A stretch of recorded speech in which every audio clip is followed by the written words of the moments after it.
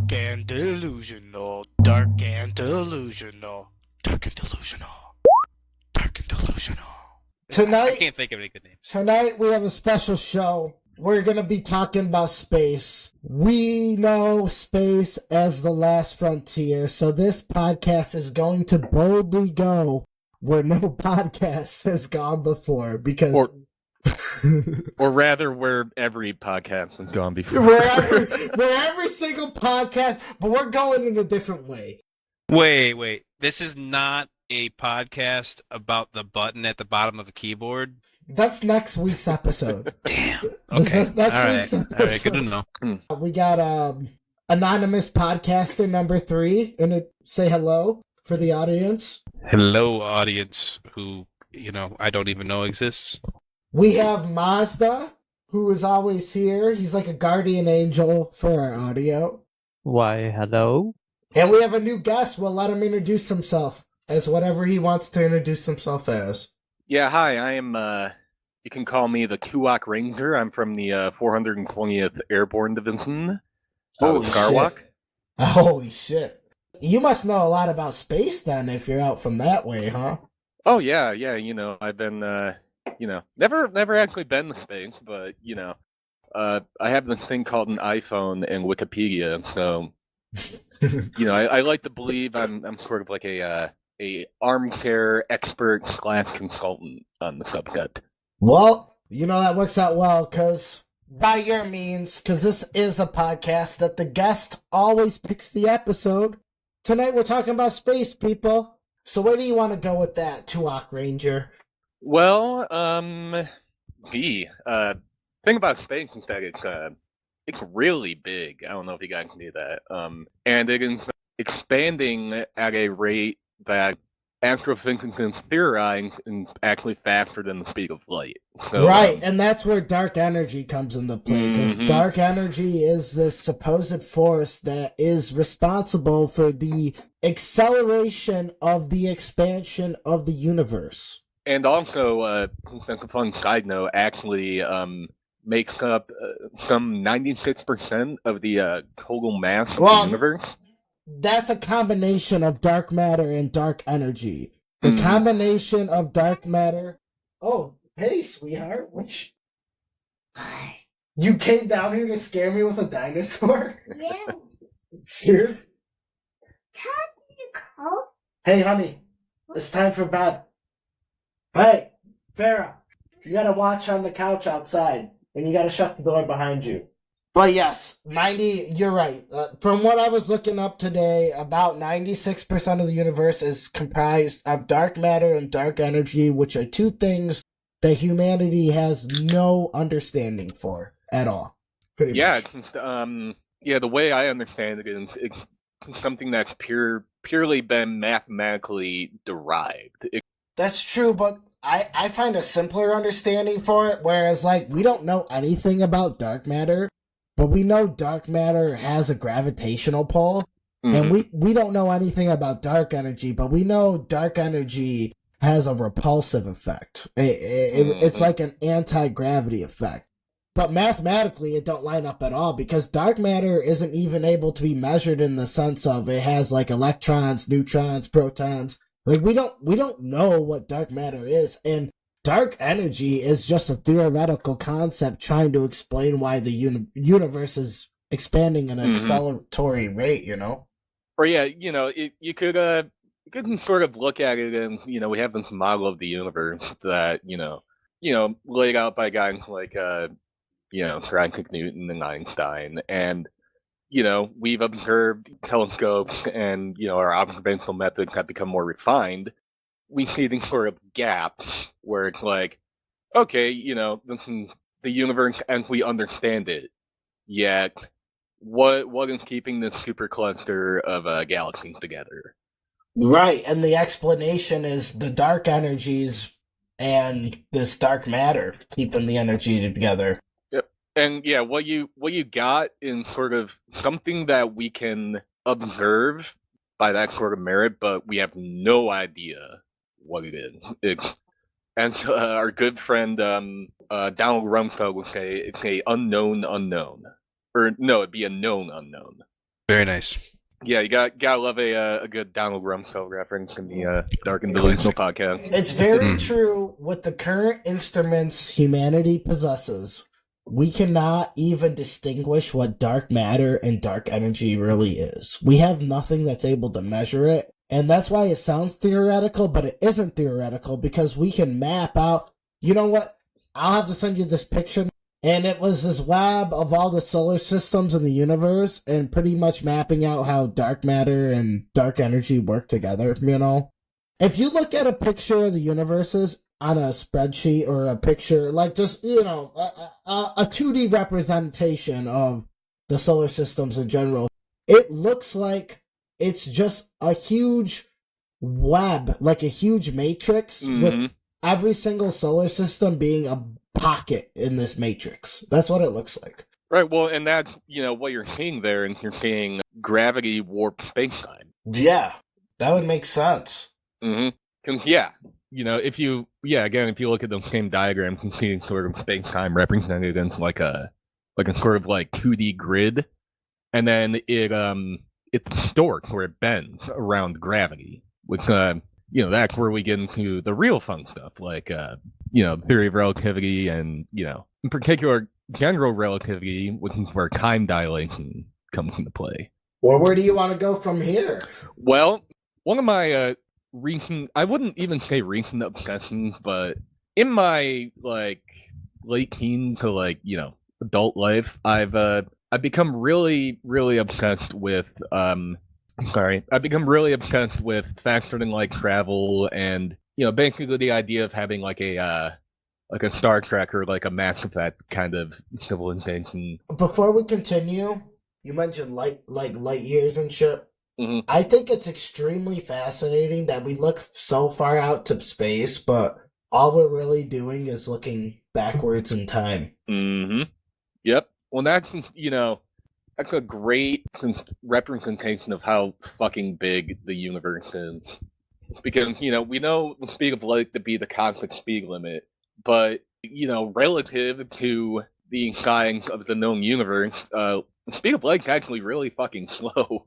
Well, Yeah. it's definitely slower than this dark energy, you know? I mean, obviously, the accelerated expansion of the universe as we know it has to exceed the speed of light, which is crazy to think about. Well, so, and this is where you get into some really interesting shit, because when you talk about expansion, it's not like movement in the way that you would think of like relative motion. Like, you say you have a spaceship that can, you know, gather enough thrust or force to be accelerated to the speed of light, you know, which of course requires a extreme amount of energy, but still, yeah, suppose you.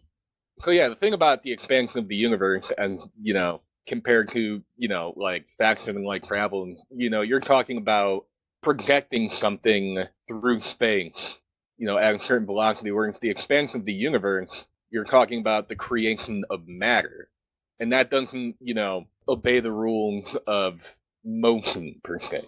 Like, you get what I'm saying? What kills me about it, dude, is like, in theory, the more matter that exists in the universe, the slower it should expand due to the attraction of gravity. Right. But we have this separate force, this dark energy, that expands the universe beyond that. It expands, it exceeds the limits of physics as we know it, and the best we can label it is dark energy because we do not get it. We don't understand it. How can something...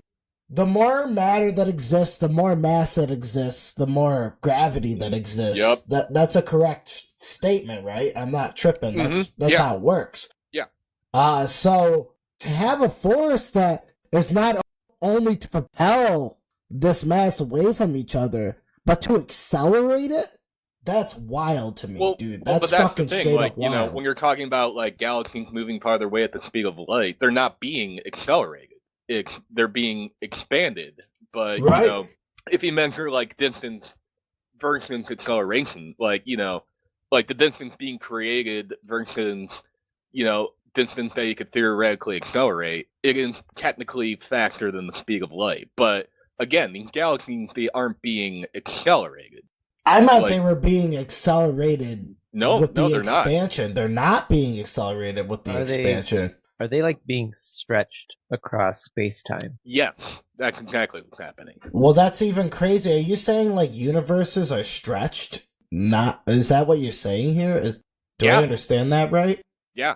Wow. And, again, it's, back to what you're saying about dark energy and how it's, something that we can observe, but we have no idea what it is. It's, that's sort of the crux of it. And this is happening, and we have no idea, like, the machinations behind that. Like, we have no idea why. What's crazy to me, obviously energy is harder to observe than matter. Like matter is energy, yeah, I get that. But I mean that type of energy, I'm talking about like on the electron level. Like that type of energy is hard to observe because it just like is something that's going on that's really hard to observe. It's subatomic, you know? Yeah, well, and also, the sort of magic word that we've left out of the conversation thus far is quantum. Now, when you get into quantum mechanics and quantum physics, everything fucking changes. Oh boy. Yeah, okay, yep, that's a can of worms. We're fucking opening it, brother. We're opening the quantum realm here on this. Alright. Well, we said we would boldly go where every podcast Where everyone's has gone gone. before, yeah. Nope. Yeah. Nope. Here we Dog, are. I got this new thing, quantum physics. No one knows shit about it, dude. Dude, I can sell this, bro. It's a new discovery, you know what I mean? How much do you know about the double slit experiment? The double slit experiment?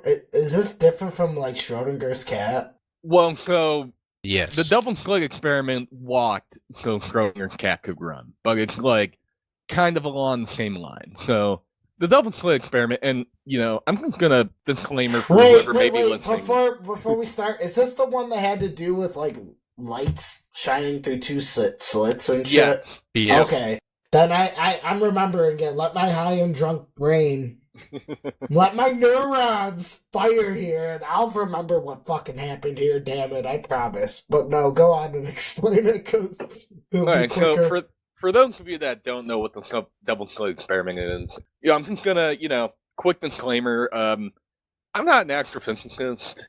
I'm not. You even- don't have to prove anything to these Yeah, people. Yeah, right? dude. We Well, don't give listen, a fuck about it. Listen.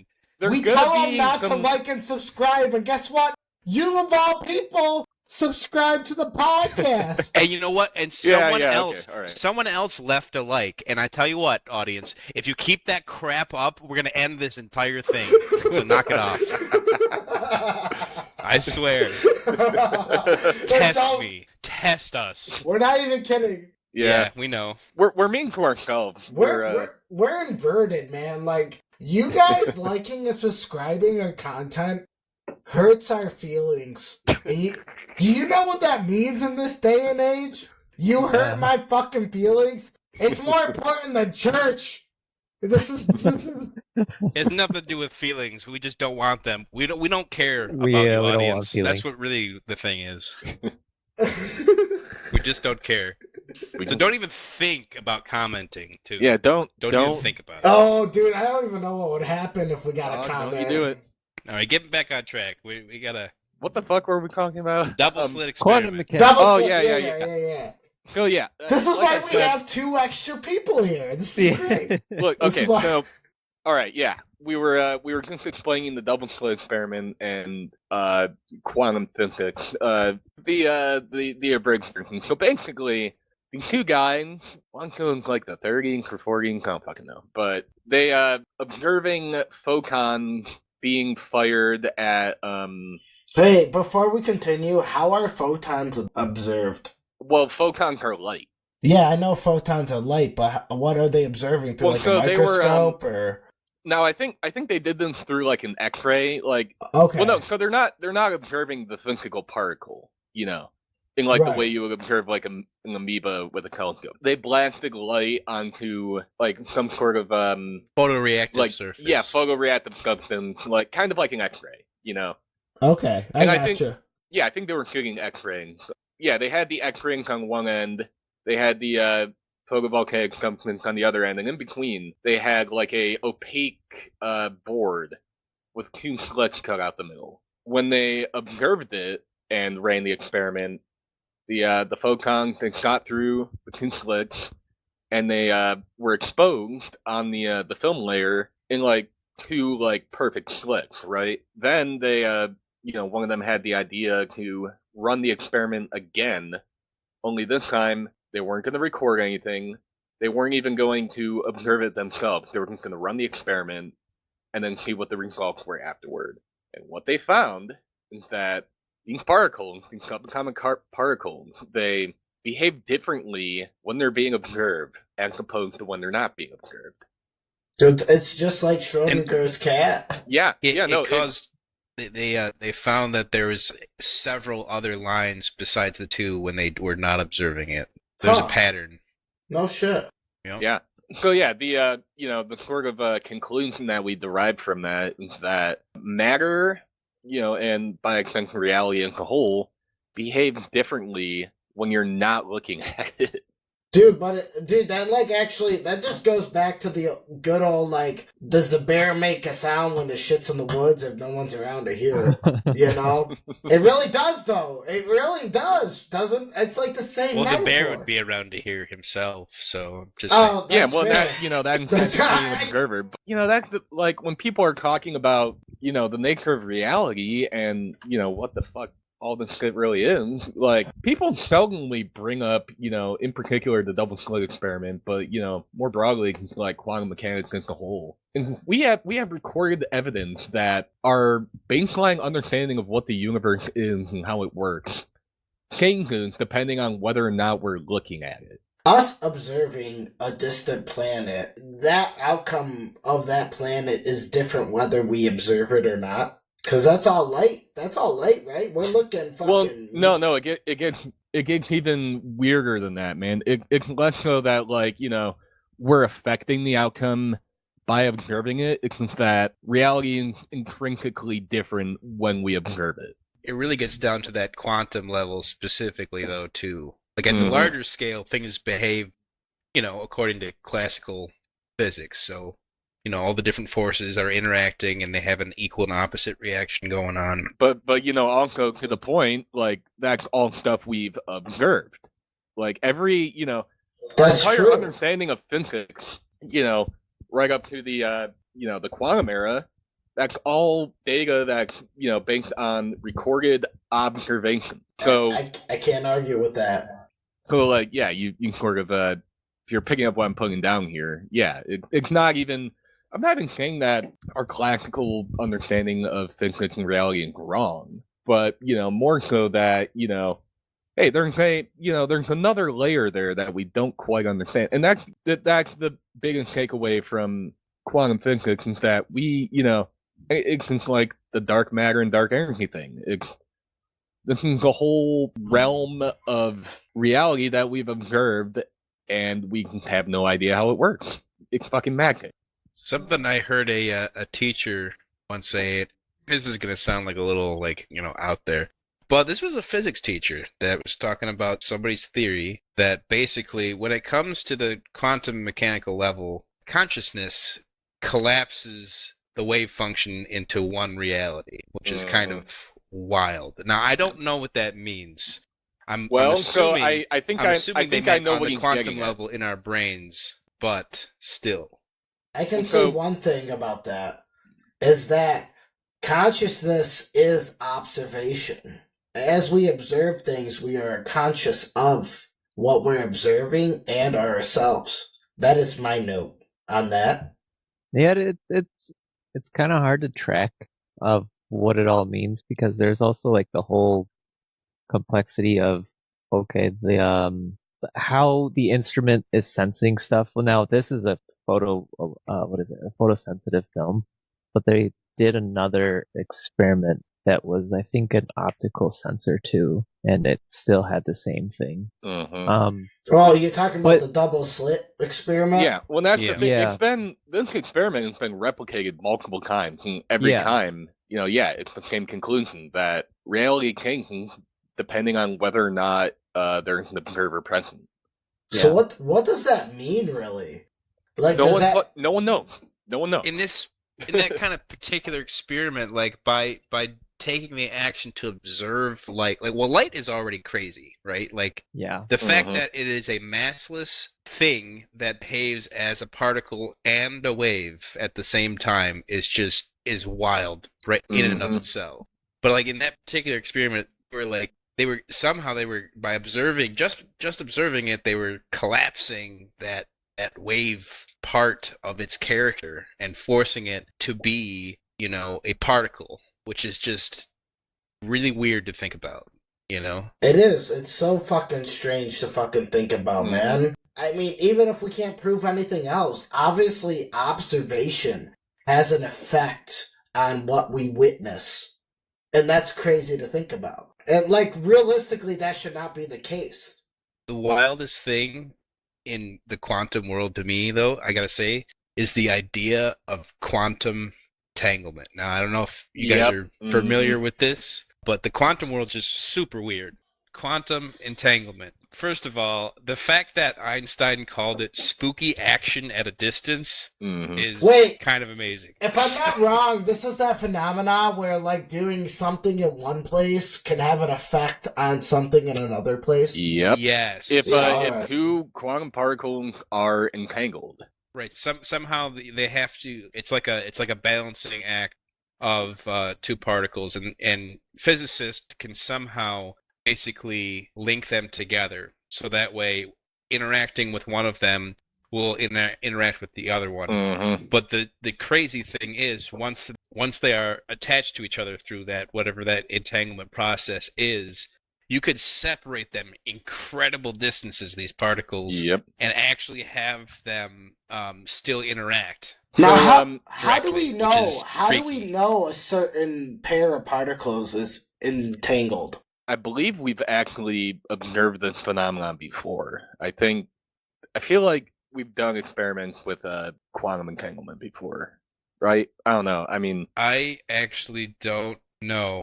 By that theory, couldn't things we do on our Earth affect things that happen in other places I in the mean- galaxy? supposing that, we have quantum particles here on Earth that are entangled with particles, anywhere else in the galaxy, then yeah.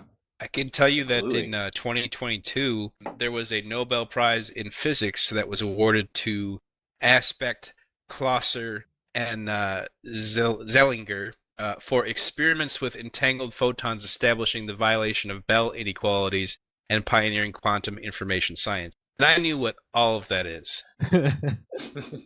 So that I can tell you. But Oh, wow. I think one of the big things is that like they're trying to find a way where you could essentially use the quantum entanglement to like send information across really long distances. Well, and like that- instantaneously. Faster. when we faster when than we light. talk about things like FTL, faster than light travel, and our sort of highest high of where we think space travel is going to go, yeah, quantum entanglement comes up a lot.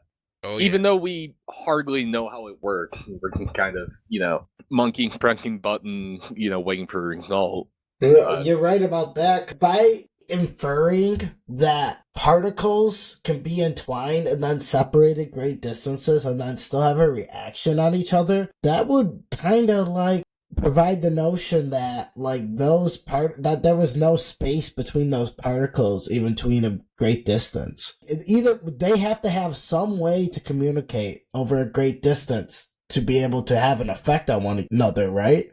Yeah, I'm talking with my brother the other day. We have conversations like this a lot over several beers, but what I told my brother the other day when we were talking about this is I feel like we've gotten to a point with science, in particular this sort of subset of physics. I feel like we're knocking on the door of heaven, or like knocking on God's door, and we can we have no business being there. Like we are dealing with things that our three-dimensional mind couldn't begin to comprehend. Dude, you know what's funny? As I was talking about here today, he's a super religious folk, and I am too. Like, I firmly believe in God. But I said to him today, and this is my firm belief, I'm like, I don't try to comprehend God. Like, how could Right. I? it's way beyond my capacity to comprehend what's something that could create not just this planet with all this life, but this whole entire fucking universe. Like, I will never pretend, like, comprehend God. I can't. I can't bring myself to do it, because you know what? If you think you understand it, then you're fucking delusional, which is great for this podcast. Come right on, people. Yeah, there you go. Boom. I mean, we I hit would dark argue. and we hit delusional. What All was right, we're that? good. We're done. Well, I just was gonna say, I would argue, not to get too philosophical, but when it comes to stuff like that, that is in the very nature of humans, is to do that search. So Yeah. when it comes to quantum entanglement, Tuak Ranger Like, mentioned that we might be using this in space faring. Now, my question is, I know it's, been a hot topic in recent years. I was kind of, a hipster when it comes to the space settlements. I kind of liked it before it was cool. right. Do we go to Mars and set up colonies? Mm. What do we think? Worth the time? Well, Mm, so I think it's pretty cool. Here's the We thing should do about it. Mars. Like, Mars has kind of been like fetishized, in the. It's not that great of a place. It No. fucking sucks, No. dude. First of Like, all, at it's the pretty end of the cold. day- Mars fucking It's pretty sucks. It's an cold. irradiated atmosphereless fucking hellhole. Like, Yeah, Yeah, it's I got like don't- a 1/4 the atmosphere, or no, wait, how'd that work? I think maybe it might be like a third of the gravity and 1/4 the atmosphere. I don't know, yeah, something third of like the that. gravity, 1/4 the atmosphere. Doesn't have the protection against solar radiation that the Earth has. Like, people, say like, oh yeah, we can terraform Mars. Okay, how? Explain to me how you're going to terraform Mars.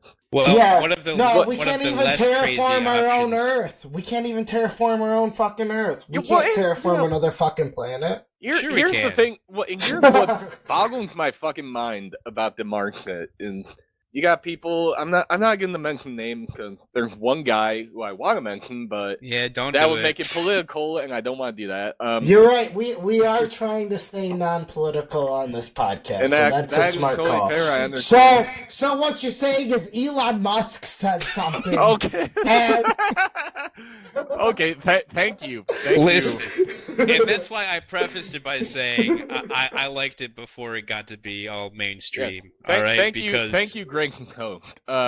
I'm not on the we need to colonize other planets or whatever for humanity's sake. I'm more of like Yeah. it'd be just cool to do. Well, so like. That's what I think. Well, and like, I'm the on that point, train. well, the point I was going to make is like, yeah, you have these guys like, yeah, you already mentioned his name, Elon Musk, where like the future of humanity is Mars. We got to colonize Mars and all these planets. I'm like, dog, the perfect planet is right there. We live on it, and you fuckers are Dude, destroying it. that actually gets into Boring. a concept. That gets into a concept I wanted to cover on this show, and it's called the rare earth theory. Mm-hmm. And the rare earth theory is that, like, the conditions for us to live on Earth, on this planet, and have life and everything that we do is incredibly rare throughout the universe. I'm touching on it because I agree with y'all. In the far distant future of humanity, if we are still alive at that point, we will need to leave this planet one day. In like a billion years, the star is gonna blow up. So we'll definitely have to leave then, right? Right. Right. Yeah. But for the immediate future, honestly, most of the resources I see wasted on space, I see like all that funding and all that scientific expertise like going into like helping our own planet, and I just see it as a waste of time, Right. Yeah. personally. But dude, you're right. A billion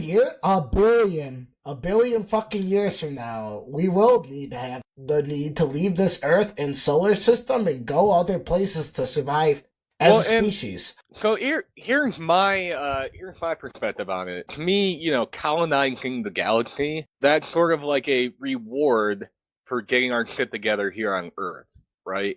Okay. So like, instead of, focusing on colonizing fucking Mars, which is a icy desert rock, how about we focus all of our time on making the planet that we currently live on the best possible place for humans to live, where we can lift up and enlighten everyone on the fucking planet, make sure no one goes hungry, no one goes without good education, no one gets fucking genocide against, and, we finally come together and have a, decent, cohesive global society, and we fixed all these problems that have been plaguing us since the dawn of man. And once we do that, once we get to that point where it's like, okay, we're smart enough and we're adaptable and savvy enough to have that kind of civilization. At that point, it's like, okay, we conquered Earth.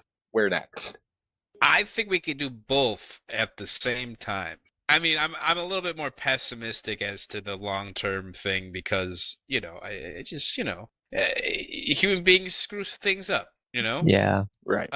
But I think we can use our incredible talents to work with the environment around us to do really cool things on Earth, and we can do really cool stuff in space in general, not necessarily just Mars. But I'm all for it because it would be such a unique, scientific opportunity, a unique developmental opportunity to make it happen. Dude, I'm all about getting to fucking let's have everything be Mass Effect. Like that's like my Hell yeah. utopian dream right More, there. And I want like Mass Effect, but like the one that came after Mass Effect 3. Which one was it? Andromeda. Andromeda? I want Andromeda, people. That's what I fucking want. I want humans to go to Andromeda and just not even know what's going on. Okay, fair enough.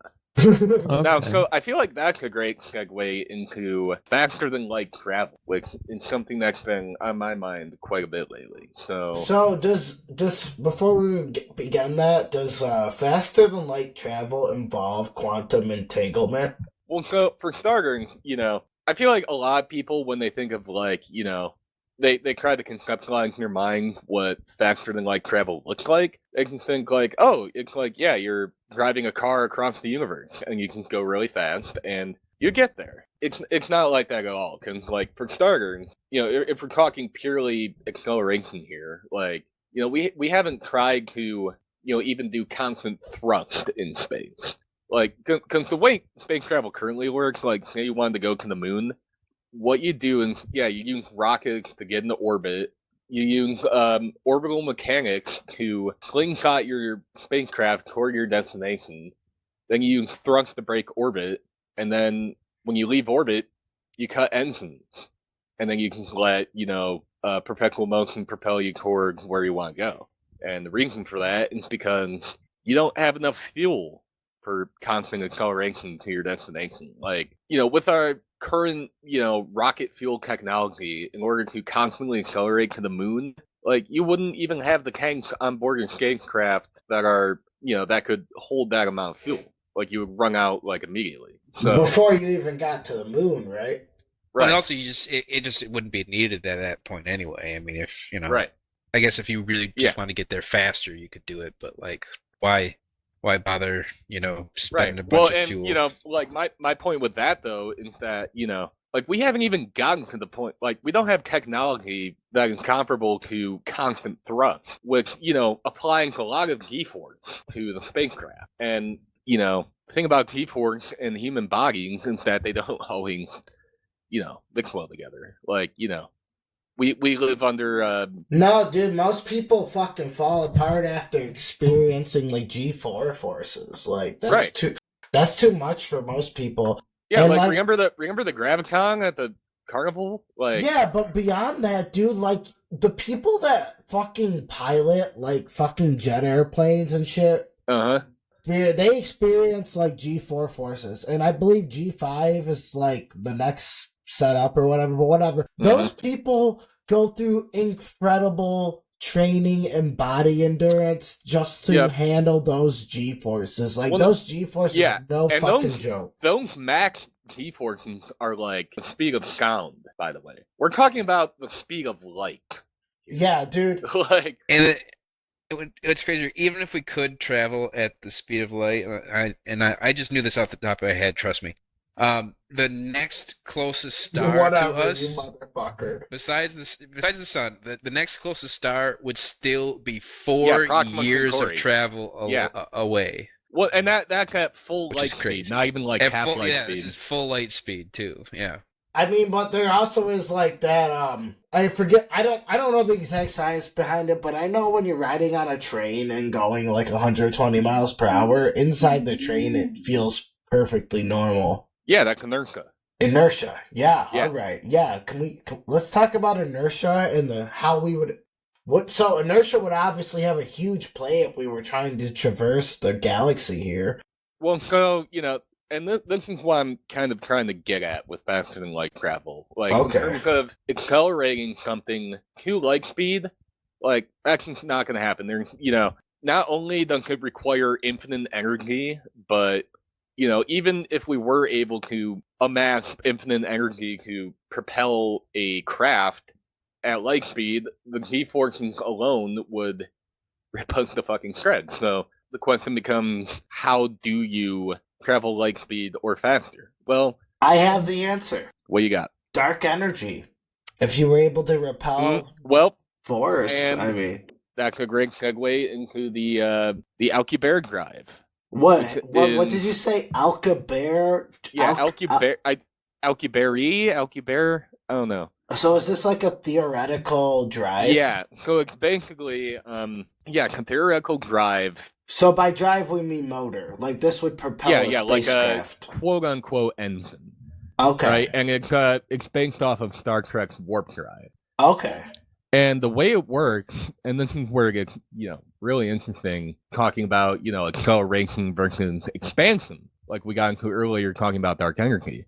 So, under the Alcubierre drive theory, the craft in question doesn't actually move through space. It's not accelerated. The way it works is that it has an engine that is somehow able to detract space behind it and expand space in front of it.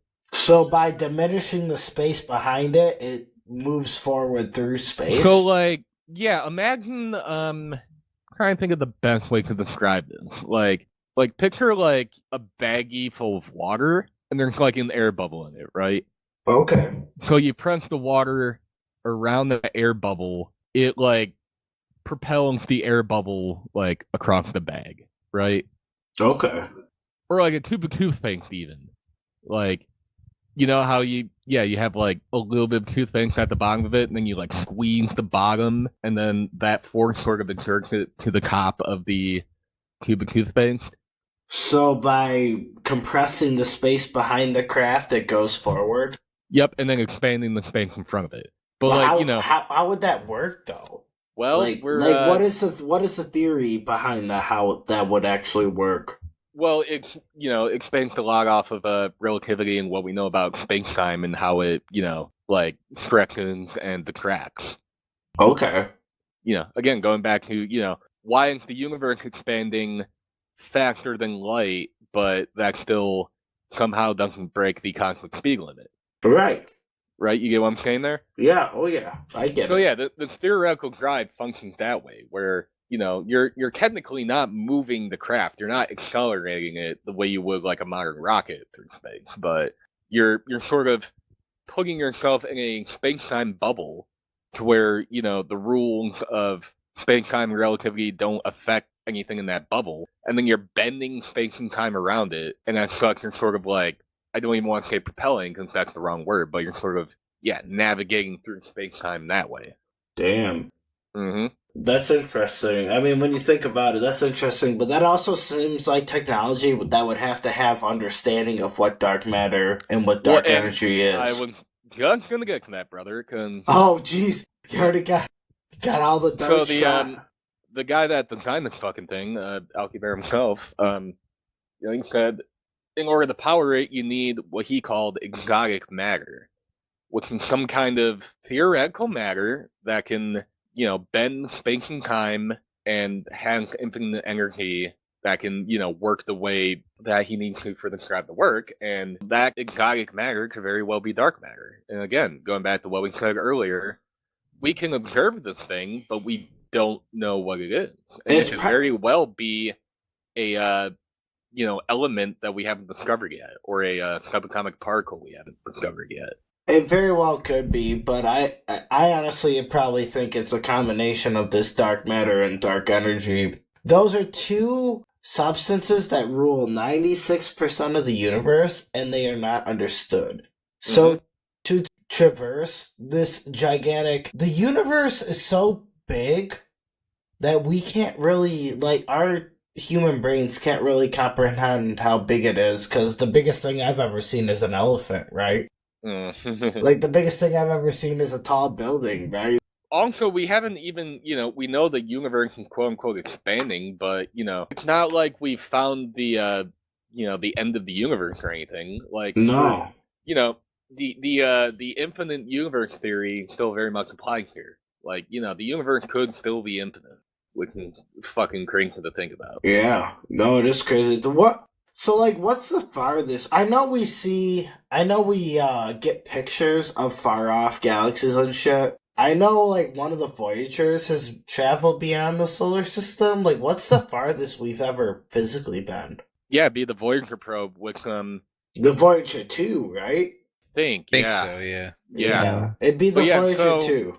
That is technically in interstellar space, but So it's you know- between galaxies. no, not even a little No, bit. no. Not It even a actually- little bit. Oh, Jesus It Christ. It actually it was the Voyager one, actually. It's Yeah. currently, according to AI, which, that's another topic for another day, currently is about 15.6 billion miles away.